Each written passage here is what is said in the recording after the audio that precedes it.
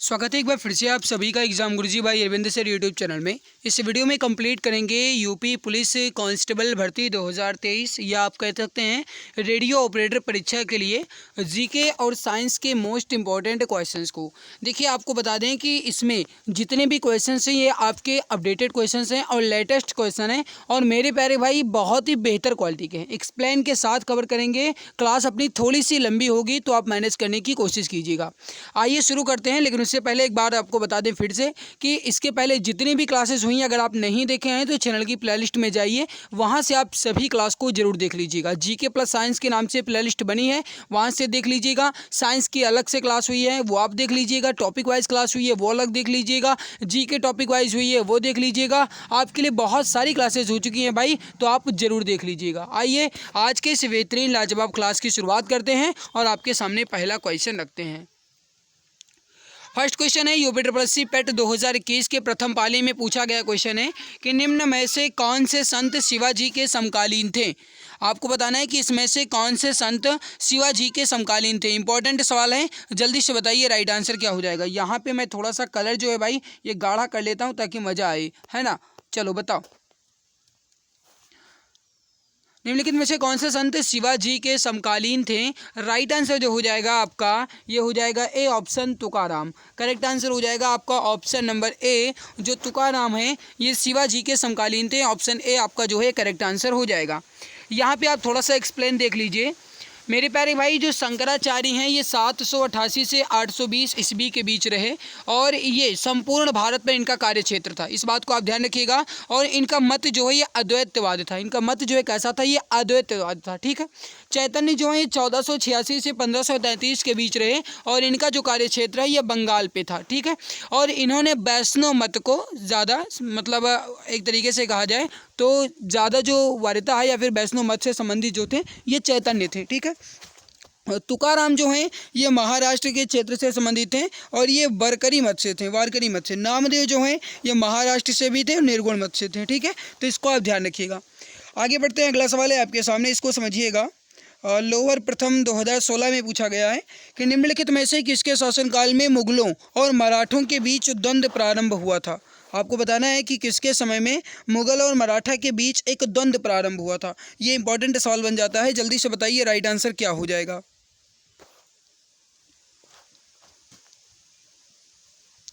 सही आंसर हो जाएगा आपका ऑप्शन नंबर डी, औरंगजेब के समय में। ऑप्शन डी करेक्ट आंसर हो जाएगा। थोड़ा सा एक्सप्लेन देख लीजिए। 1657 में मराठा शासक शिवाजी और मुगल बादशाह औरंगजेब का पहली बार मुकाबला हुआ था, जब अहमदनगर तथा चुन्नार पर उन्होंने आक्रमण किया था। और इस संघर्ष में शिवाजी को पीछे हटना पड़ा था, क्योंकि मुगलों द्वारा मराठा की जो एक तरीके से कहा जाए तो बहुत ही बुरी तरीके से हार हुई थी या फिर बुरी तरीके से पराजित हुए थे, वो हुए थे मराठा लोग, ठीक है। तो मराठा जो ये बुरी तरह से पराजित हुए थे और इनको पराजित करने वाला कौन था, तो ये मुगल का औरंगजेब था। इस बात को आप ध्यान रखिएगा, ठीक है भाई। चलिए अगला सवाल है आपके सामने, इसको समझिए। महालवाड़ी प्रणाली जो है कहाँ शुरू की गई या कहाँ लागू की गई। इसका आंसर बताएंगे कि महालवाड़ी प्रणाली जो है कहाँ लागू की गई।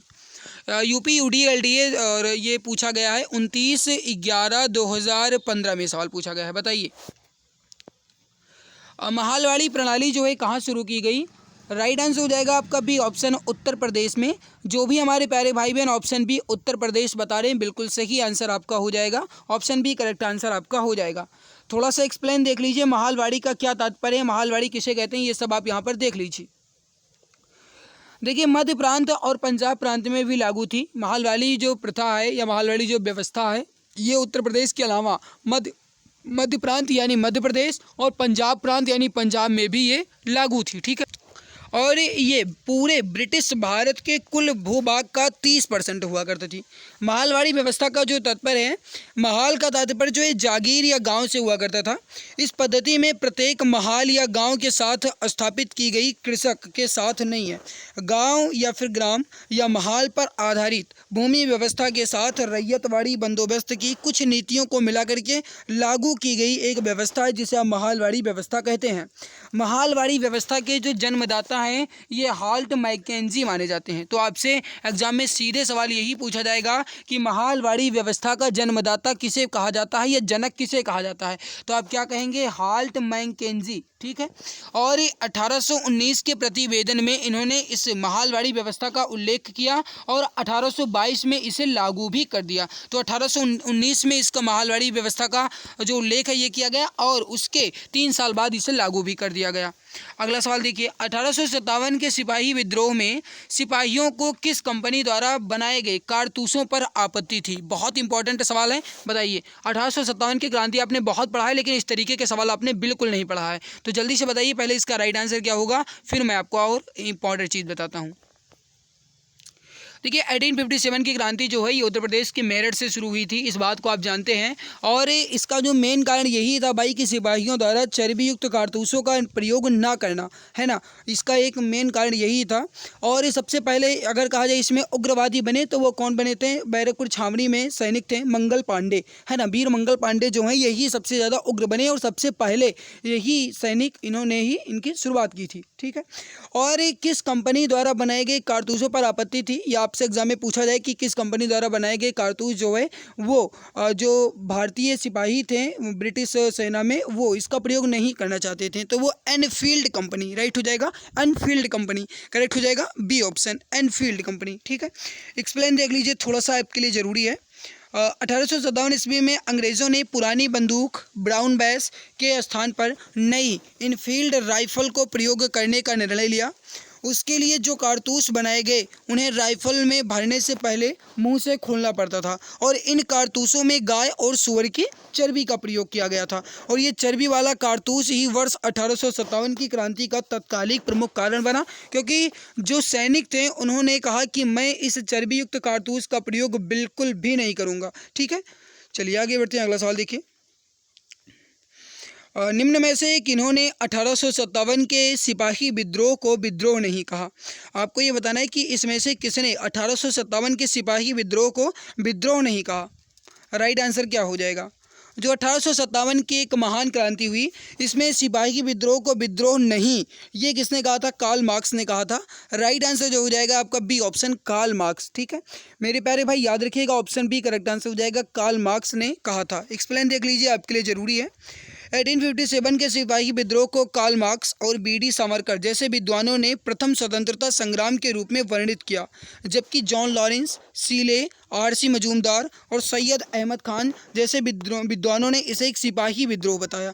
तो मतलब कि जो आर.सी. मजूमदार हैं, सर सैयद अहमद खान हैं, इन्होंने 1857 की क्रांति को सिपाही विद्रोह बताया, लेकिन जो वीर सावरकर हैं, वीर सावरकर हैं और जो कार्ल मार्क्स हैं, इन्होंने इसे प्रथम स्वतंत्रता संग्राम का रूप दिया, ठीक है। इस बात को आप ध्यान रखिएगा। अगला सवाल देखते हैं। अगला सवाल है कि वह आदर्श हैं जिन्हें राज्य को नीतियों का निर्माण करते समय ध्यान में रखना चाहिए।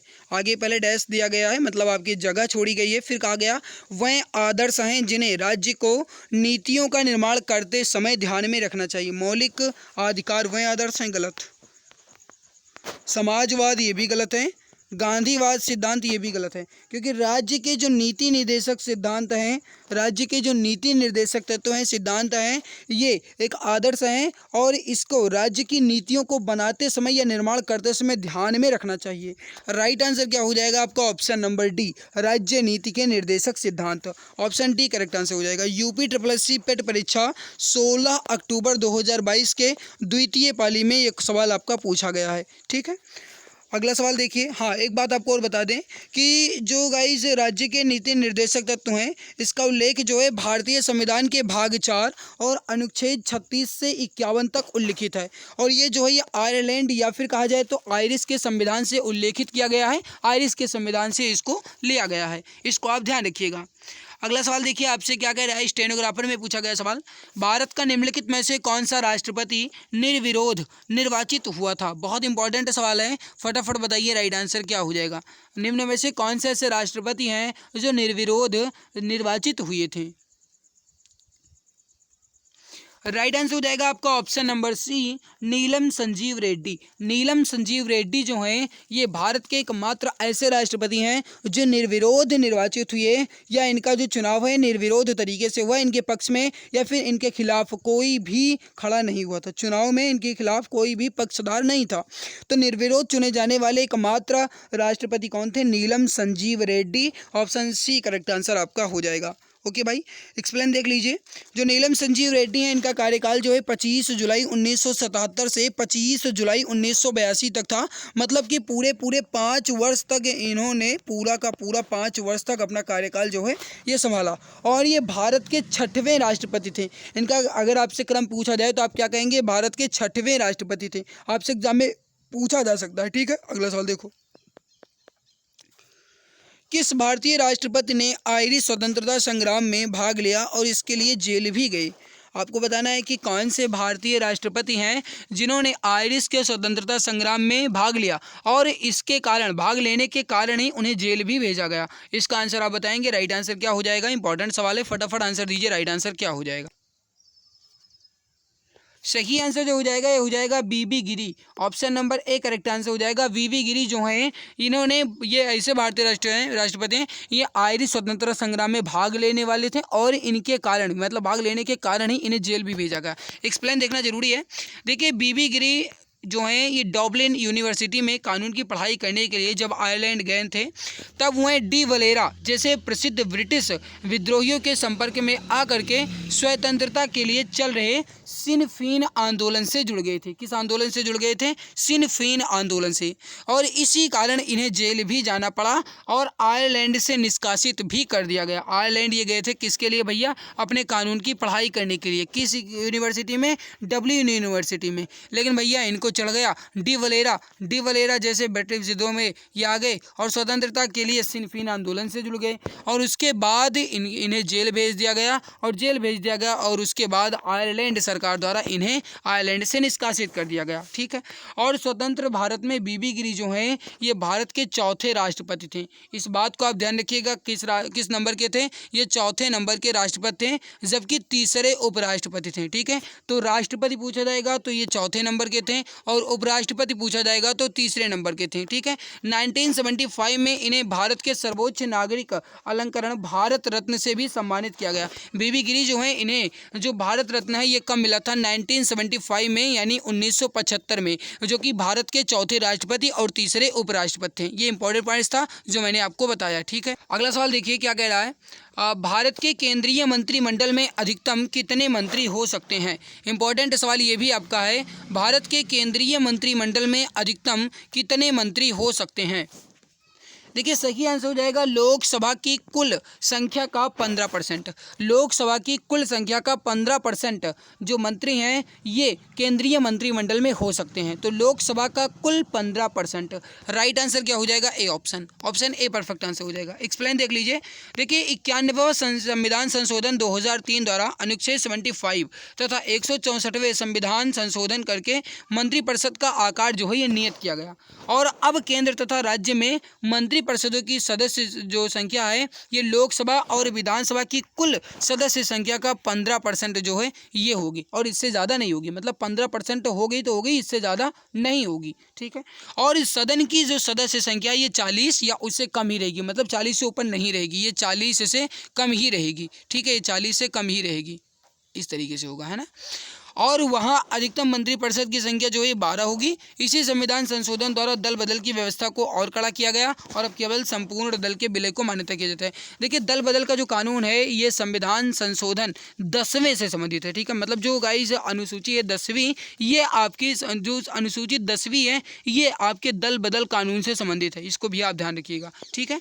आगे बढ़ते हैं, अगला सवाल देखते हैं गाइज। और आगे बढ़ने से पहले मैं आप सभी को बता दूं, आप सभी मित्र के लिए 5000 से ज़्यादा जीके के क्वेश्चंस की ई बुक लॉन्च की गई है और इस ई बुक पे 60% का डिस्काउंट चल रहा है। अभी ये ई बुक आपको मात्र 39 रुपये में मिल जाएगी। इस ई बुक की खासियत क्या है वो मैं आपको दिखा देता हूँ।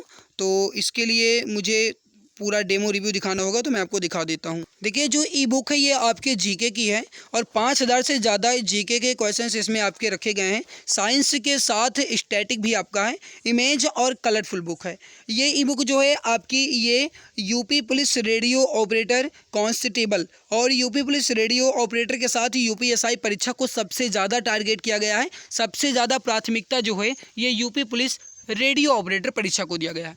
इस ई बुक की खासियत क्या है? इस ई बुक में सभी क्वेश्चंस आपको अपडेटेड मिलेंगे और जीके का डर खत्म होने की पूरी गारंटी के साथ आपको ये ई बुक दी जा रही है। मेरे प्यारे भाई, आप इस ई बुक को देख सकते हैं कितनी बेहतरीन, कितने लाजवाब कंटेंट के साथ तैयार की गई है। इमेज और कलरफुल के साथ है ताकि पढ़ने में मज़ा आए, बोरिंग बिल्कुल भी महसूस ना हो। जो भी टॉपिक्स आपके सिलेबस में दिए गए हैं वो सारे टॉपिक इस ई बुक में मेंशन किया गया है। इस ई बुक का नाम मात्र प्राइस 39 रुपये है। अगर आप लेना चाहते हैं तो इस नंबर पर व्हाट्सएप कीजिएगा। नंबर आप यहाँ पर नोट कर लीजिए। नंबर क्या है वो देख लीजिए, 8948667652। तो मैं यहाँ पे नंबर जो है ये नोट कर दे रहा हूँ, 8948667652।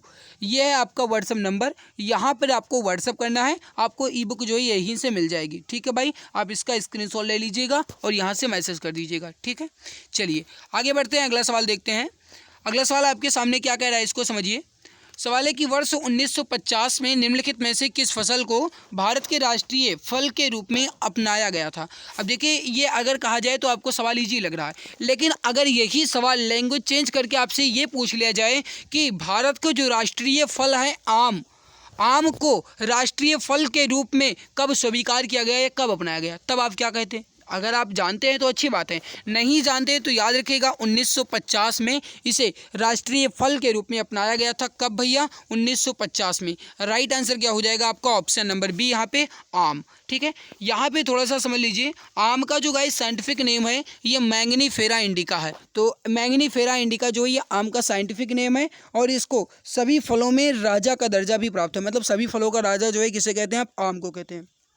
राष्ट्रीय पक्षी मोर, राष्ट्रीय पशु बाघ, राष्ट्रीय फूल कमल, राष्ट्रीय खेल हॉकी, जानते हैं। वैसे कहा जाए तो राष्ट्रीय खेल जो है कोई भी नहीं है, लेकिन अगर माना जाता है हॉकी, लेकिन वर्तमान में कहा जाए तो कोई भी खेल हॉकी नहीं, कोई भी खेल राष्ट्रीय नहीं है। अगला देखिए, भारत का राष्ट्रीय चिन्ह जो है ये कहाँ से लिया गया है? ग्राम विकास अधिकारी 2016 में पूछा गया है। भारत का राष्ट्रीय चिन्ह जो है ये कहाँ से लिया गया है? जल्दी से बताइए, राइट आंसर क्या हो जाएगा? सही आंसर हो जाएगा सारनाथ में स्थित अशोक स्तंभ से। करेक्ट आंसर हो जाएगा आपका ऑप्शन नंबर डी, सारनाथ में स्थित अशोक स्तंभ से। जो भी हमारे प्यारे भाई बहन ऑप्शन डी बता रहे हैं बिल्कुल सही आंसर हो जाएगा। अगला और देखिए, ये जो चिन्ह है ये भारत सरकार द्वारा 26 जनवरी 1950 को, जब अपना संविधान जो है लागू हुआ था, 26 जनवरी 1950 को गणतंत्र लागू हुआ, उसी समय अशोक स्तंभ को राजकीय प्रतीक के रूप में भी स्वीकार किया गया था। ठीक है, इसको आप ध्यान रखिएगा, आपसे एग्जाम में पूछा जा सकता है। और इसकी खास बात यह है कि जो अशोक स्तंभ है ये एक ही पत्थर को काट करके बनाया गया है और इस सिंह स्तंभ के ऊपर कानून का एक धर्म चक्र भी रखा हुआ है।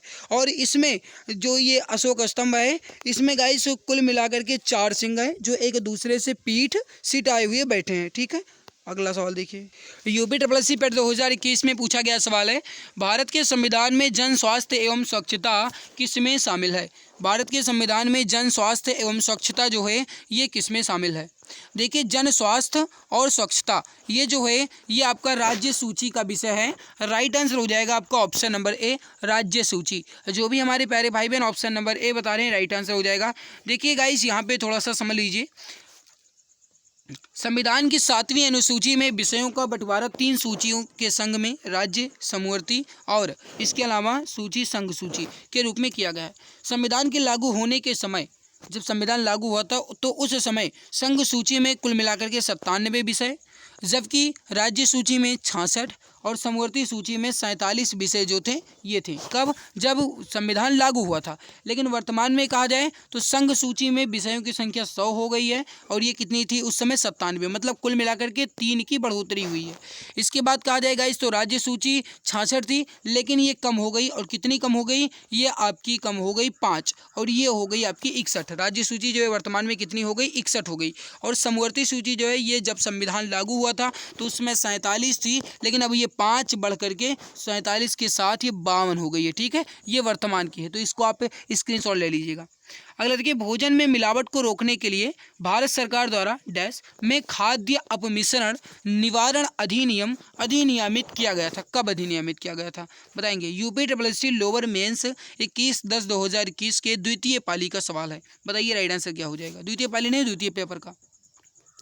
भोजन में मिलावट को रोकने के लिए भारत सरकार द्वारा 1954 में खाद्य अपमिश्रण निवारण अधिनियम अधिनियमित किया गया था। राइट हो जाएगा 1954 में, 1954 में, ठीक है। और ये 1955 में पूरे भारत में लागू भी हो गया। हालांकि लागू ही हुआ है, रोकथाम के लिए प्रावधान किया गया है। अब रोकथाम होता है ये नहीं, आप खुद जानते हैं भैया, दूध वाले की बात ही अलग करो।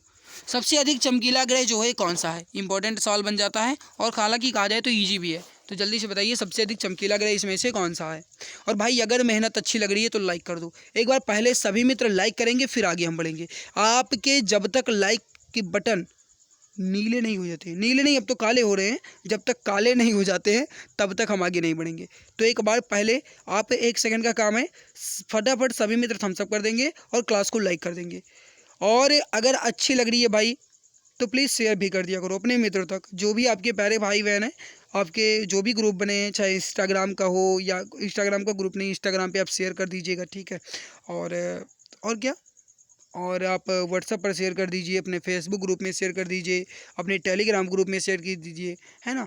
तो अगर आप शेयर कर देंगे तो थोड़ा सा टीचर का भी मोटिवेशन बढ़ जाता है और थोड़ी सी मुझे भी ऊर्जा मिल पाती है कि हाँ भाई बच्चे पढ़ना चाहते हैं, और हमें भी थोड़ा सा ऊर्जा मिल जाता है और मैं भी आपको बेहतरीन क्लासेस देने की कोशिश कर पाता हूँ। तो प्लीज़ एक बार सभी मित्र, अगर आप अभी तक क्लास को लाइक नहीं किए हैं तो एक बार फटाफट लाइक कर दीजिए, और जो चैनल पे पहली बार आए हैं वो सब्सक्राइब कर लेंगे, बिना कहे भाई सब्सक्राइब कर लिया करो, इसके नोटिफिकेशन आपको मिलेंगे, ठीक है। जैसे ही कोई नई क्लास होगी उसका नोटिफिकेशन आपको मिल जाया करेगा।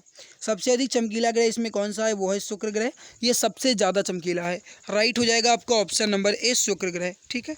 अगला सवाल देखिए, निम्नलिखित में से कौन सा ग्रह पृथ्वी की अपेक्षा आकार में छोटा है? असिस्टेंट अकाउंटेंट में पूछा गया सवाल है। निम्नलिखित में से कौन सा ग्रह पृथ्वी की अपेक्षा आकार में छोटा है? वो हो जाएगा आपका शुक्र। शुक्र ग्रह जो है पृथ्वी की अपेक्षा आकार में बिल्कुल छोटा है। ऑप्शन बी करेक्ट आंसर हो जाएगा, शुक्र ग्रह, या जिन्हें आप कहते हैं वीनस। अगला सवाल देखिए, सौरमंडल में सबसे छोटा ग्रह कौन सा है? राइट आंसर हो जाएगा आपका ऑप्शन नंबर बी, बुध। देखिए जब आपसे ये पूछा जाएगा कि सौरमंडल में सबसे छोटा ग्रह कौन सा है, तब आप कहेंगे बुध ग्रह। लेकिन अगर आपसे सवाल ये पूछा जाता है कि पृथ्वी की अपेक्षा सबसे छोटा कौन सा है, तब आप कहेंगे शुक्र, ठीक है। तो इस बात को ध्यान रखिएगा। राइट आंसर यहाँ पे क्या हो जाएगा आपका? Option number B correct answer यहाँ पे हो जाएगा। एक्सप्लेन देख लीजिए थोड़ा सा। देखिए सौरमंडल के 8 ग्रहों में सबसे छोटा कौन सा है? वो है आपका बुध, और सूर्य के सबसे निकट भी है। इसका कोई भी उपग्रह नहीं है, बुध ग्रह का कोई भी उपग्रह नहीं है। और बुध के साथ साथ शुक्र, बुध और शुक्र ये दो ऐसे ग्रह हैं जिनका कोई भी उपग्रह नहीं है। और बुध ग्रह जो है ये सूर्य की परिक्रमा सबसे कम दिनों में, मात्र 88 दिनों में पूरा करता है। और इस ग्रह की जो सबसे विशिष्टता है, या फिर इसकी जो ग्रह की जो सबसे ज़्यादा विशेषता है, यह है कि जो बुध ग्रह है ये सूर्य की परिक्रमा सबसे कम दिनों में पड़ता है, और ये इसमें चुंबकत्व है, ठीक है। वायुमंडल के अभाव के कारण इसका दैनिक तापांतन भी सबसे अधिक होता है, ध्यान रखिएगा। पृथ्वी का अर्धव्यास कितना है? ग्राम विकास अधिकारी में पूछा गया है, पृथ्वी का अर्धव्यास कितना है? इंपॉर्टेंट सवाल है, फटाफट आंसर दीजिए। राइट हो जाएगा आपका 6371 kilometre. Option number B correct answer हो जाएगा। पृथ्वी का अर्धव्यास जो है ये 6371 किलोमीटर है। Option number be perfect answer आपका हो जाएगा, ठीक है।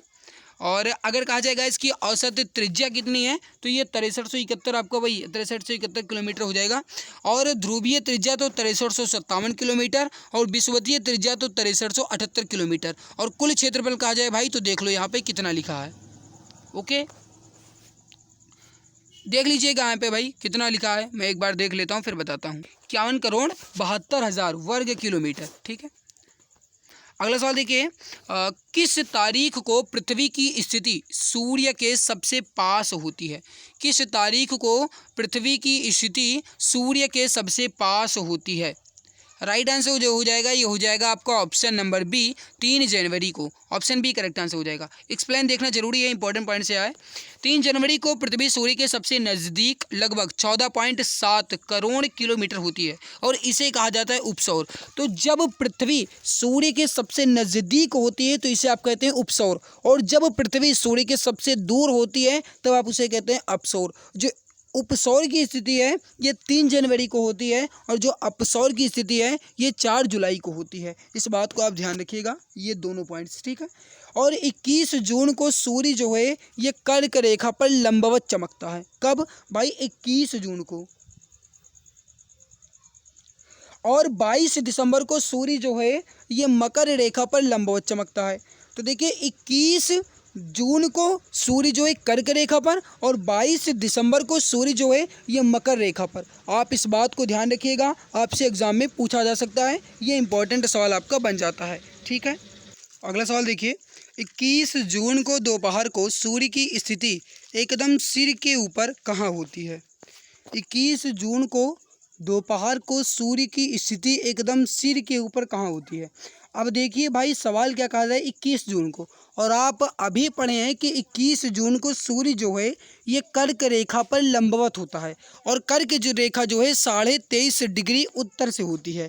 तो राइट क्या हो जाएगा आपका? ऑप्शन नंबर बी, 23.5 डिग्री उत्तर। सवाल जो है ये आपका गणना प्रभारी या गणना पर्यवेक्षक में पूछा गया है। इंपॉर्टेंट सवाल है आपका, बहुत ही ज़्यादा इंपॉर्टेंट है। अगला सवाल देखिए क्या कह रहा है।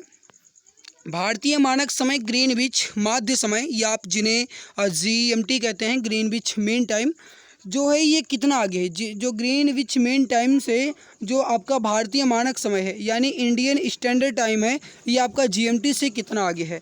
UPSSC पेट 2022 में पूछा गया सवाल है, इंपॉर्टेंट है, फटाफट आंसर दीजिए। राइट आंसर क्या हो जाएगा? सही आंसर हो जाएगा आपका, ये हो जाएगा 5.5 घंटा आगे है। कितना आगे है भाई? ये 5.5 घंटा आगे है, यानी 5 सही 1/2 घंटा। राइट आंसर क्या हो जाएगा आपका? Option number C correct answer हो जाएगा। ध्यान रखिएगा, भारत की जो मानक रेखा है ये 82.5 डिग्री पूर्व है और 82.5 डिग्री पूर्व होने के चलते ही भारत का जो मानक समय है ये 5.5 घंटा ग्रीनविच से आगे है। कर्क रेखा नहीं गुजरती। अब आप ये बात जानते हैं कि कर्क रेखा जो है ये भारत के कुल मिलाकर के 8 राज्यों से गुजरती है। कितने राज्यों से? 8 राज्यों से गुजरती है। और कर्क रेखा को काटने वाली एकमात्र नदी कौन सी है भाई? इस बात को आप ध्यान रखिएगा, कौन सी नदी है? वो है माही नदी, ठीक है। इस बात को आप ध्यान रखिएगा, कर्क रेखा को काटने वाली एकमात्र नदी कौन सी है? वो है माही नदी। और कर्क रेखा कुल मिलाकर के 8 राज्यों से गुजरती है और उसमें ये कौन सा नहीं है? देखिए कौन सा नहीं है, ये हो जाएगा आपका उड़ीसा। उड़ीसा जो है नहीं है, जबकि राजस्थान, छत्तीसगढ़, त्रिपुरा जो है ये है। आप जानते ही हैं कि कौन कौन सा है, वो देख लीजिए यहाँ पर आप। गुजरात, राजस्थान, मध्य प्रदेश, छत्तीसगढ़, झारखंड, पश्चिम बंगाल, त्रिपुरा और मिजोरम, यहाँ से जो कर्क रेखा है गुजरती है, जबकि उड़ीसा से नहीं गुजरती। तो यहाँ पे जो जीके है ये आपका कंप्लीट हो गया है और जीके के साथ भूगोल, साइंस, ये सब कुछ मतलब इसमें आपका नॉर्मली क्वेश्चन जो थे वो हो गए।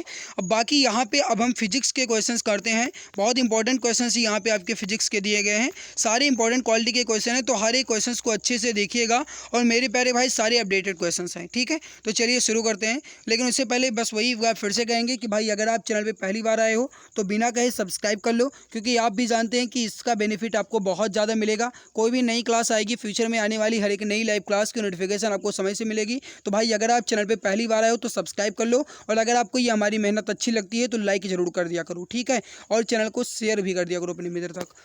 चलिए बढ़ते हैं अगले क्वेश्चन की तरफ। साइंस में फर्स्ट क्वेश्चन है आपके सामने, एक हॉर्स पावर जो है लगभग कितने वाट के बराबर होता है? घना आसान सवाल है, लेकिन आपका ये जल्दी पूछा गया है। कब पूछा गया है? UPSSC पेट 2022 में। ये हो जाएगा आपका 746 वाट के बराबर। करेक्ट आंसर क्या हो जाएगा? 746 वाट के बराबर। एक हॉर्स पावर जो है 746 वाट के बराबर होता है। राइट आंसर हो जाएगा आपका ऑप्शन ए। ओके भाई, चलिए अगला सवाल देखिए। हाँ, एक बात और ध्यान रखिएगा कि जो अन्य इकाई मीट्रिक हॉर्स पावर है ये 736 वाट के बराबर होती है। ये इंपॉर्टेंट पॉइंट था, इसीलिए मैंने इसको गाइस क्वेश्चंस को लिया है। आपसे एग्जाम में अगर ये पूछा जाएगा कि मीट्रिक हॉर्स पावर जो है ये कितने वाट के बराबर होता है, मीट्रिक हॉर्स पावर, अगर मीट्रिक शब्द जोड़ दिया जाएगा और तब हॉर्स पावर पूछा जाएगा तब आप कहेंगे 736 वाट। लेकिन अगर आपसे केवल और केवल हॉर्स पावर पूछा जाता है तब आप कहेंगे 746 वाट। इसको आप ध्यान रखिएगा, आपसे पूछा जा सकता है। अगला सवाल देखो, UPSSC JEE 2016 में पूछा गया है, वायुमंडल में आर्द्रता को मापने के लिए निम्नलिखित में से किस यंत्र का उपयोग किया जाता है? आर्द्रता को मापने के लिए किस यंत्र का उपयोग किया जाता है? इसका आंसर आप बताएंगे। राइट आंसर क्या हो जाएगा? राइट आंसर हो जाएगा आपका ऑप्शन नंबर ए, हाइग्रोमीटर का। ऑप्शन ए करेक्ट आंसर हो जाएगा। हाइग्रोमीटर का उपयोग करते हैं आर्द्रता को मापने के लिए। एक्सप्लेन देख लीजिए। हाइग्रोमीटर से हम आर्द्रता को मापते हैं, जबकि हाइड्रोमीटर से आपेक्षिक घनत्व को मापते हैं। बैरोमीटर से वायुमंडलीय दाब को मापते हैं और पायरोमीटर से विकिरण मापते हैं या फिर उच्च तापमान मापते हैं। ये इंपॉर्टेंट पॉइंट है, स्क्रीनशॉट ले लीजिएगा। प्रतिरोध की एसआई इकाई क्या है? घना आसान सवाल है, लेकिन यूपी ट्रिपल पैट 2021 में पूछा गया है। प्रतिरोध की एसआई इकाई क्या है? राइट आंसर हो जाएगा आपका ऑप्शन नंबर बी, ओम। ओम जो है भाई ये प्रतिरोध की एसआई इकाई है। ऑप्शन बी करेक्ट आंसर आपका हो जाएगा, ओम। जो भी हमारे डियर प्यारे भाई मित्र ऑप्शन बी बता रहे हैं ओम, बिल्कुल सही आंसर आपका हो जाएगा। थोड़ा सा एक्सप्लेन देख लीजिए यहाँ पे। देखिए विद्युत धारिता की जो एसआई इकाई है मात्रक है फैराडे होता है। प्रतिरोध का तो ओम होगा ही। विद्युत विभव का वोल्ट होता है और विद्युत धारा का एम्पियर होता है। इसको आप ध्यान रखिएगा। अगला सवाल देखिए, वह कौन सी भौतिक मात्रा है जिसका आयाम mL2T-2 होता है? इंपॉर्टेंट सवाल है, राजस्व निरीक्षक परीक्षा में पूछा गया है। वह कौन सी भौतिक मात्रा है जिसका आयाम जो है ये क्या होता है? mL2T-2, mL2T-2 ये होता है भाई किया गया कार्य, यानी कार्य का होता है। राइट क्या हो जाएगा आपका ऑप्शन ए, किया गया कार्य। जो भी हमारे प्यारे भाई बहन ऑप्शन ए बता रहे हैं किया गया कार्य, बिल्कुल सही आंसर हो जाएगा। बहुत बढ़िया आंसर आ रहा है, बहुत बढ़िया आंसर आ रहा है। जल्दी जल्दी बताते रहिए भाई। अगला सवाल देखिए, आपसे क्या कह रहा है कि माचिस की डिब्बी की सतह से जब माचिस की तीली टकराती है तो ऊर्जा का कौन सा रूप एक चमकीली लौ में प्रज्वलित होने का कारण बनता है? आपको बताना है। देखिए जो माचिस की डिबिया होती है भाई, माचिस की डिबिया पर आपने देखा होगा कि उसके जो किनारे किनारे होते हैं, डिब्बे होते हैं, उसके किनारे किनारे यहाँ पे से लाल लाल लाल लाल लगा रहता है ना। और वो क्या लगा रहता है? वो आपका रेड फॉस्फोरस लगा रहता है। क्या लगा रहता है मेरे भैया? ये आपका रेड फॉस्फोरस लगा रहता है, ठीक है। और इसी के संपर्क में जब माचिस की तीली आती है तब ये जब फॉस्फोरस फॉस्फोरेट टकराता है तब ये जो है जल जाता है, ठीक है, जब घर्षण उत्पन्न होता है। तो वो जो ये आपका होता है ये रासायनिक होता है ना, रसायन होता है आपका, तो ये रासायनिक ऊर्जा में बदल जाता है। रासायनिक ऊर्जा जो है आपकी ये बदल जाती है किसमें? ऊष्मा में, या फिर कहा जाए तो ऊष्मा ऊर्जा, या फिर आप प्रकाश ऊर्जा, कुछ भी कह सकते हैं। एक तरीके से कहा जाए मुख्य रूप से तो ये आपका ऊष्मा हो जाएगा। अगला सवाल देखिए, आपसे क्या कह रहा है। ये मैंने ई बुक के बारे में आपको बता ही दिया है गाइस। 5000 से ज़्यादा जीके के क्वेश्चंस की ई बुक है। डेमो मैंने आपको पहले ही दिखा दिया है, नहीं देखे तो एक बार फिर दिखा देते हैं आपको। जैसे जो बच्चे अभी अभी जुड़े हैं उनको इस ई बुक का डेमो रिव्यू दिखाना जरूरी है। ये जो आपकी ई बुक है ये UP police radio operator exam को टारगेट करके तैयार की गई है और इस पर 60% का डिस्काउंट चल रहा है। मात्र 39 रुपये में आपको ये ई बुक मिल जाएगी। आप इस ई बुक को अगर लेना चाहते हैं तो मात्र 39 में मिल जाएगी। और इस ई बुक की खासियत है भाई कि आपको बेहतरीन कंटेंट के साथ मिलेगी, ठीक है।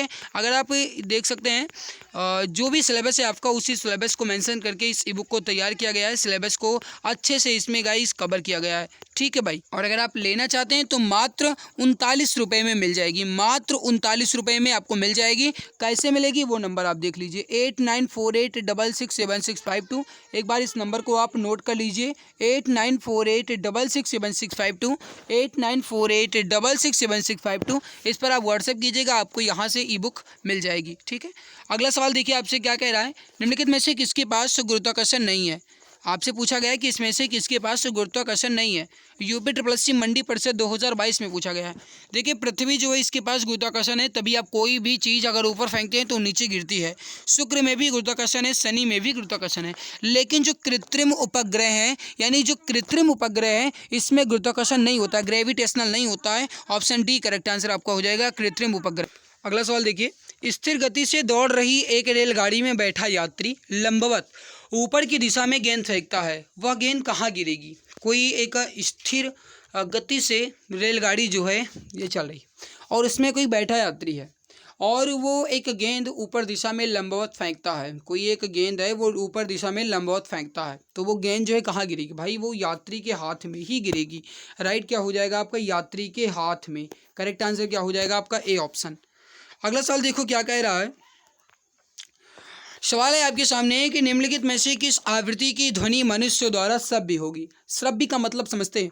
मनुष्य की जो ध्वनि है, मतलब जो सुनने की ध्वनि है, श्रव्य ध्वनि है, ये कितनी होगी? वैसे कहा जाए नॉर्मली भाई तो आपका डेसिबल में आप जानते ही हैं। वही अगर नॉर्मली बात की जाए तो आप मान सकते हैं कि 30 से 40, और झगड़े में या अगर बहुत ही नाराज तरीके से या बहुत ही वेग में बात की जाए तो आपका 70-80 हो जाता है डेसिबल में। लेकिन हर्ट्ज में कहा जाए तो भाई श्रव्य होती है आपकी 100 हर्ट्ज। ठीक है, कितनी होती है? 100 हर्ट्ज होती है। ये भाई क्या है आपका, किस आवृत्ति की ध्वनि मनुष्य द्वारा श्रव्य होगी? बिल्कुल श्रव्य यानी सुनी जा सकती है, तो 100 हर्ट्ज। अब देखिए जो आपके मन में ये डाउट है 20,000 हर्ट्ज 20,000 हर्ट्ज, ये देख लो, जिन यांत्रिक तरंगों की आवृत्ति 20 हर्ट्ज या उससे या 20,000 हर्ट्ज के मध्य होती है वो मनुष्य द्वारा श्रव्य होती है। मतलब भाई 20 हर्ट्ज से 20,000 हर्ट्ज के बीच में, और इन्हें ही श्रव्य ध्वनियाँ भी कहा जाता है। तो 100 हर्ट्ज की जो आवृत्ति की ध्वनि है ये आप सुन सकते हैं, क्यों नहीं सुन सकते हैं? सुन सकते हो भाई। राइट क्या हो जाएगा आपका? 100 हर्ट्ज, क्योंकि यहाँ पे ना तो 5 होगा, ना 50,000 होगा, और ना ही यहाँ पे आपका 1,00,000 होगा। क्यों? क्योंकि भाई आपने अभी देखा कि 20 हर्ट्ज से 20,000 हर्ट्ज के बीच हम सुन सकते हैं। तो आप 20 के और 20,000 के बीच में 100 देख पा रहे हैं ना। अगर 200 दिया जाता तो 200 भी टिक कर सकते थे, 50 से दिया जाता तो 50 भी टिक कर सकते थे, 25 दिया जाता तो 25 भी टिक कर सकते थे, क्योंकि 20 से 20,000 के बीच ये सारी संख्याएं आ रही हैं। लेकिन ना तो 20 से 20,000 के बीच 5 आ रहा है, ना तो आपका यहाँ पे 50,000 आ रहा है, और ना ही आपका 1,00,000 आ रहा है। ठीक है, तो ये आपका इंपॉर्टेंट पॉइंट है। सवाल बहुत ज़्यादा टिपिकल है, याद रखिएगा। ध्वनि तरंगिकी की कौन सी विशेषता इसके तारत्व को तय करती है? ध्वनि तरंगिकी की कौन सी विशेषता इसके तारत्व को तय करती, बताइए। बहुत इंपॉर्टेंट सवाल है, फटाफट आंसर दीजिए। राइट आंसर क्या हो जाएगा? इसके तारत्व को तय करती है वो है आवृत्ति, फ्रीक्वेंसी। फ्रीक्वेंसी जो है, आवृत्ति जो है, ये इसके तारत्व को तय करती है। और ये तारत्व जो है भाई, यही आपका होता है जो महिलाओं की ध्वनि को पतला बनाता है ना। सुरीली आवाज़ जो है महिलाओं की, ये किसके कारण होती है? तो ये तारत्व के कारण ही होती है। तो राइट आंसर क्या हो जाएगा आपका? Option number C correct answer हो जाएगा। ठीक है, या वही लिखा गया है कि पुरुषों का तारत्व कम तथा महिलाओं का तारत्व अधिक होता है, इसीलिए महिलाओं की आवाज़ जो है पतली होती है। ठीक है, तारत्व की वजह से ही। ये आपसे पूछा जा सकता है। अगला सवाल देखो क्या कह रहा है। स्पष्ट आकाश का नीला रंग किसके कारण होता है? यूपी SSC ASO में पूछा गया है। स्पष्ट आकाश का नीला रंग जो है यह किसके कारण होता है? बहुत इंपॉर्टेंट सवाल है, जल्दी से बताइए। राइट आंसर यहाँ पे क्या हो जाएगा, बताइए। स्पष्ट आकाश का नीला रंग किसके कारण होता है? भाई देखो, सवाल पूछा गया कि स्पष्ट आकाश का नीला रंग। अब कुछ बच्चों ने इसे पढ़ रखा है कि प्रकाश के प्रकीर्णन के कारण, लेकिन आप देख सकते हैं कि प्रकीर्णन कहीं भी ऑप्शन में नहीं दिया गया। अब आप ये सोच रहे होंगे प्रकीर्णन नहीं दिया गया तब क्या होगा? भाई देखो, प्रकीर्णन का मतलब ही होता है फैलाना, फैलाना यानी कि बिखेरना। प्रकीर्णन का मतलब ही होता है फैलाना या बिखेरना। तो प्रकाश के फैलाव के कारण या प्रकाश के प्रकीर्णन के कारण ही आकाश जो है में नीला दिखाई देता है, और नीले रंग का जो प्रकीर्णन है ये सबसे ज़्यादा होता है इस वजह से। तो राइट यहाँ पे क्या हो जाएगा आपका? ऑप्शन बी बिल्कुल करेक्ट हो जाएगा। ओके, अगला सवाल देखो।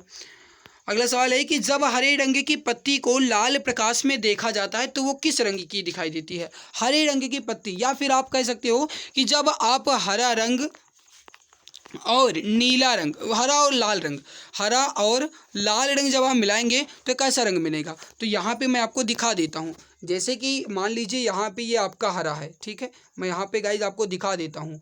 आप देख सकते हैं हरा है, हालांकि यहाँ पे उतना स्पष्ट नहीं दिखेगा। और ये आपका हो जाएगा लाल। ठीक है, हरा और लाल यहाँ पे नहीं दिखेगा, शायद नहीं दिखेगा। तो यहाँ पे आप देखिए, जब हरा चीज़ को आप लाल से देखेंगे, यानी कि कोई लाल पन्नी ले लीजिए या लाल पन्नी से आप हरे चीज़ को देखेंगे तो वो आपको काला दिखेगा। ठीक है, तो राइट क्या हो जाएगा? काला दिखेगा भाई, काला दिखेगा। राइट क्या हो जाएगा आपका? ऑप्शन नंबर 1 काला। ठीक है, अगला सवाल देखिए क्या कह रहा है आपके सामने है कि लाल गुलाब को जब एक नीले फिल्टर से देखा जाता है तब ये कैसा दिखाई देता है? देखो, लाल गुलाब को जब आप नीले से देखेंगे, कोई एक लाल गुलाब है या कोई लाल कपड़ा ही है, और जब आप उसे नीले फिल्टर से देखते हैं तब ये कैसा दिखाई देता है? बताइए, ये कैसा दिखाई देगा? तब ये भी काला दिखाई देगा, तब भी ये काला दिखाई देगा। राइट क्या हो जाएगा आपका? डी ऑप्शन, काला दिखाई देता है। यहाँ पे आप देख लीजिए भाई कि कब क्या दिखाई देगा। यहाँ से आप इसको एक बार देख लीजिएगा, स्क्रीनशॉट ले लीजिएगा। PDF वैसे मैं टेलीग्राम पे दे दूंगा, टेलीग्राम चैनल को जरूर ज्वाइन कर लीजिएगा। वीडियो के नीचे डिस्क्रिप्शन में आपको लिंक दे दी गई है, वहाँ से आप टेलीग्राम चैनल को ज्वाइन कर सकते हैं। और जो यूपी पुलिस के लिए नया टेलीग्राम चैनल बना है, आप उसको जरूर ज्वाइन कर लीजिएगा गाइज, आपके लिए इंपॉर्टेंट है। उसकी लिंक मैंने वीडियो के नीचे डिस्क्रिप्शन बॉक्स में दे दी है, वहाँ से आप जरूर देख लीजिएगा। अगला सवाल है कि पर्दे पर उत्तल लेंस द्वारा वस्तु की वास्तविक आकृति बनती है। यदि उत्तल लेंस के ऊपरी भाग को अपारदर्शी कागज से ढक दिया जाए तो छवि पर क्या प्रभाव पड़ेगा। एक बार सवाल को फिर से समझिए और उसके बाद आंसर दीजिए। सवाल समझिए, पर्दे पर उत्तल लेंस द्वारा वस्तु की वास्तविक आकृति बनती है। उत्तल लेंस द्वारा और आकृति जो है ये वास्तविक बनती है। ठीक है, यदि उत्तल लेंस के ऊपरी भाग को अपारदर्शी कागज से ढक दिया जाए, अपारदर्शी कागज यानी कि इस पार से उस पार ना दिखे, उसे से हम ढक दें तो छवि जो है कैसी होगी भाई, वस्तु की जो छवि है ये पूर्ण होगी, मतलब बिल्कुल स्पष्ट दिखेगी और इसकी जो तीव्रता है ये कैसी होगी, कम होगी, फ्रीक्वेंसी जो है ये कम हो जाएगी। तो राइट क्या हो जाएगा आपका, डी ऑप्शन। ओके, अगला सवाल देखिए आपसे क्या कह रहा है कि इलेक्ट्रॉनिक संचार प्रणाली की 3 बुनियादी इकाइयां कौन सी है। मैंने आपसे पहले ही कहा था कि आज की क्लास थोड़ी सी लंबी हो सकती है, हालांकि लंबी कहाँ हुई, 40 मिनट की क्लास हुई है, बहुत लंबी नहीं हुई है, लेकिन भाई हाँ इंपॉर्टेंट है, ये बात आप समझ लीजिएगा, इंपॉर्टेंट क्वेश्चंस भी हैं और इंपॉर्टेंट क्लास आज की है। भाई अगर मेहनत अच्छी लग रही है तो लाइक कर दो यार, मेहनत हम आपके लिए कर रहे हैं, इतनी जिम्मेदारी आपकी बनती है। लाइक करने में आपका क्या जाता है बताओ, पहले लाइक करने में क्या जाता है, कुछ नहीं जाता ना, बस लाइक करोगे हमें थोड़ा सा मोटिवेशन मिलेगा, बस इतनी बात है। लेकिन आप लाइक क्यों करो, आप सोच रहे होंगे कि लाइक कर देंगे तो हो सकता है कि इनके खाते में 1000 2000 लाख 2 लाख पहुंच जाएगा। भाई अगर ऐसा होता ना तो मैं खुद नहीं कहता, मैं आप सभी के लिए ही मेहनत कर रहा हूँ, तो इतनी जिम्मेदारी बनती है आपकी, आप भी अपनी फ़र्ज़ को समझो। तो प्लीज़ अगर आप अभी तक क्लास को लाइक नहीं किए तो एक बार पहले लाइक कर दो, फिर आगे हम बढ़ेंगे। एक बार पहले क्लास को लाइक कर दो, फटाफट लाइक कर दो, फिर आगे बढ़ेंगे। 3 बुनियादी इकाइयाँ कौन सी हैं, देखो 3 बुनियादी इकाइयाँ आपका ट्रांसमीटर हो जाएगा, ट्रांसमिशन चैनल हो जाएगा और रिसीवर हो जाएगा। राइट हो जाएगा आपका A option, transmitter, transmission channel और रिसीवर। ओके, यहाँ पे आप देख लीजिए ट्रांसमीटर और ट्रांसमिशन और जो रिसीवर है ये क्या होता है। देखिए ट्रांसमीटर को आप हिंदी में प्रेषित कहते हैं। ये एक इलेक्ट्रॉनिक युक्ति है जो एंटीना की मदद से रेडियो तरंगों का उत्पन्न करती है। जो आपके घर में डिश टीवी लगी होती है ना, वही बात है यहाँ पे। ट्रांसमिशन चैनल जो है ये जिन माध्यमों द्वारा रेडियो तरंगों को प्रेषित किया जाता है इन्हें आप ट्रांसमिशन चैनल कहते हैं। और रिसीवर जो है रेडियो तरंगों को ग्रहण करने वाली युक्ति होती है, इसे आप रिसीवर कहते हैं। ठीक है, ध्यान रखिएगा। इलेक्ट्रॉनिक संचार प्रणालियों में शोर निम्नलिखित में से किसे संदर्भित करता है, बताएंगे इसका राइट आंसर क्या हो जाएगा। सही आंसर हो जाएगा अवांछित सिग्नल जो संदेश सिग्नल के प्रसारण और प्रसंस्करण में बाधा डालते हैं। सही आंसर क्या हो जाएगा आपका ए ऑप्शन। अगला सवाल देखिए, इस स्टीयरिंग में फ्री प्ले किसके कारण होता है। स्टीयरिंग में फ्री प्ले जो है किस कारण आती है, फ्री प्ले किस कारण आती है।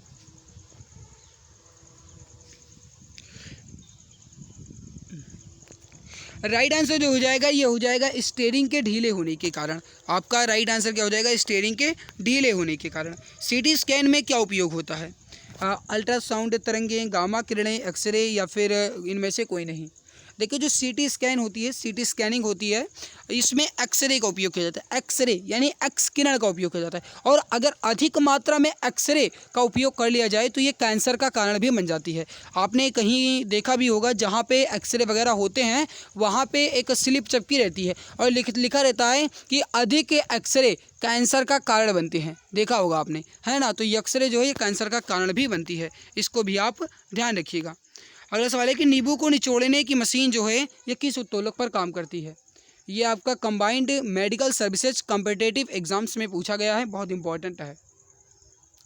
भाई मेहनत अच्छी लग रही है तो लाइक ज़रूर कर दिया करो यार फटाफट। और अगर आप चैनल पे पहली बार आए हो तो बिना कहे सब्सक्राइब कर लो, नोटिफिकेशन मिला करेगी फ्यूचर में आने वाली हर एक नई वीडियो की। टेलीग्राम चैनल जरूर ज्वाइन कर लेना, डिस्क्रिप्शन में लिंक मिल जाएगी। ई बुक के बारे में बता दिया है, 60% डिस्काउंट के साथ मात्र 39 रुपये में मिल जाएगी। और 39 रुपये कोई ज़्यादा रुपये नहीं होते हैं, आप जानते हैं, मात्र 39 रुपये भाई। और अगर आप ये 39 रुपये ना सोच करके एक तरीके से कहा जाए तो आप एक चॉकलेट भी आप एक तरीके से कहा जाए तो 39 से महंगा ही आने लगा है ना भाई। या फिर अगर कहा जाए तो आप बर्गर खाते हैं, बर्गर जो है ये भी आपका 39 से 40, मतलब एक तरीके से कहा जाए तो 20-25 रुपये का हो गया है। और अगर आप 39 रुपये में इस ई बुक को ले सकते हैं और एग्ज़ाम में फ़तेह हासिल कर सकते हैं तो इससे बड़ी कोई और बात हो ही नहीं सकती। तो आप चाहें तो 5000 से ज़्यादा जीके के क्वेश्चंस की ई बुक को ले सकते हैं। और इसके लिए आप इस नंबर पर व्हाट्सएप कीजिएगा 8948667652। इस पर आप व्हाट्सएप कीजिएगा, यहाँ से आपको मिल जाएगी। ठीक है, नींबू को निचोड़ने की जो मशीन है यह किस उत्तोलक पर काम करती है, द्वितीय श्रेणी के उत्तोलक पर। राइट हो जाएगा आपका बी ऑप्शन। अगला देखिए, स्टीफन हॉकिंग कौन है भाई? स्टीफन हॉकिंग कौन है? घना आसान सवाल पूछा गया था लोअर प्रथम 2016 में, हालांकि घना आसान तो है ही। स्टीफन हॉकिंग कौन है बताओ? पियानो वादक हैं? पियानो वादक हैं? नहीं, वैज्ञानिक हैं भैया, साइंटिस्ट हैं। ऑप्शन बी करेक्ट हो जाएगा, वैज्ञानिक, है ना। और स्टीफन हॉकिंग की एक प्रसिद्ध पुस्तक है, पुस्तक का ध्यान रखिएगा, पुस्तक है a brief history of time from the big bang to black holes. ये इंपॉर्टेंट पुस्तक है। पुस्तक एक बार फिर से देखिए, a brief history of time from the big bang to black holes. ये जो है ये स्टीफन हॉकिंग की एक प्रसिद्ध पुस्तक है, इसको आप ध्यान रखिएगा, ठीक है। और ब्लैक होल या फिर बिग बैंग थ्योरी को समझाने में ही इनका महत्वपूर्ण भूमिका थी, इस वजह से इन्होंने इस बुक को लिखा था। अगला सवाल है कि नव विकसित दुनिया की सबसे छोटी एक्सरे लेजर पल्स द्वारा लिए गए समय की औसत अवधि क्या है, जो हमें धीमी गति में इलेक्ट्रॉनों के निरीक्षण करने की अनुमति देगी? 2022 में पूछा गया है और गजब का सवाल था। बताओ राइट आंसर क्या हो जाएगा? नव विकसित दुनिया की सबसे छोटी एक्सरे लेजर पल्स द्वारा लिए गए समय की औसत अवधि क्या है, जो हमें धीमी गति में इलेक्ट्रॉनों के निरीक्षण करने की अनुमति देगी? ये अवधि है आपकी 43 एटो सेकेंड। ऑप्शन सी करेक्ट हो जाएगा, 43 एटो सेकेंड, ठीक है। अगला सवाल देखिए, अंतरिक्ष में भारत के पहले भारतीय मानव मिशन के नाम की पहचान करें, जिसका उद्देश्य पृथ्वी की निचली कक्षा यानी LEO में मानव अंतरिक्ष उड़ान मिशन शुरू करने की स्वदेशी क्षमता का प्रदर्शन करना है। इंपॉर्टेंट सवाल है, जल्दी बताइए राइट आंसर क्या होगा? राइट आंसर हो जाएगा आपका गगनयान, करेक्ट हो जाएगा Gaganyaan. Option A correct answer हो जाएगा, गगनयान, ठीक है। अगला सवाल देखिए, सही मिलान की पहचान करें। सही मिलान की पहचान करना है, आपको बताना है इसमें से कौन सा सही है, मिलान करना है। देखो माइक्रोवेव ओपन जो है ये पर्सी स्पेंसर ने इसकी खोज की थी। क्या यह सही है? क्या है सही है? बिल्कुल सही है भाई, ये आपका बिल्कुल सही है, ठीक है। ट्रांसफार्मर जो है फैराडे थे, ये पीरे गलत। बैटरी अलेक्जेंड्रो वोल्टा थे, कैलिपर ये नहीं है। तो यहाँ पे राइट क्या हो जाएगा आपका? ए ऑप्शन माइक्रोवेव ओपन जो है पर्सी स्पेंसर्स हैं, ऑप्शन ए करेक्ट हो जाएगा। यहाँ पे आप थोड़ा सा एक्सप्लेन देख लीजिए। देखिए माइक्रोवेव ओपन पर्सी स्पेंसर्स हो जाएंगे, ट्रांसफार्मर माइकल फैराडे हो जाएंगे, बैटरी जो है आपका ये अलेक्जेंड्रो वोल्टा हो जाएगा, ध्यान रखिएगा। बैटरी जो है अलेक्जेंड्रो वोल्टा हो जाएगा। वर्नियर कैलिपर जो है ये पियरे वर्नियर हो जाएंगे, ठीक है। डायनेमो की जो खोज है माइकल फैराडे ने की थी, या आविष्कार। डीजल इंजन का आविष्कार रुडोल्फ डीजल ने किया था।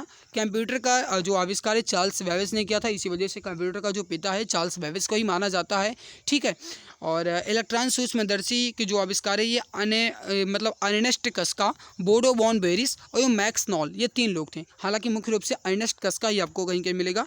थर्मामीटर की खोज जो है या आविष्कार जो है डैनियल गैब्रियल फॉरेनहाइट द्वारा किया गया था। आविष्कार कहेंगे, खोज नहीं कहेंगे, खोज इसे नहीं कहा जाता है ना।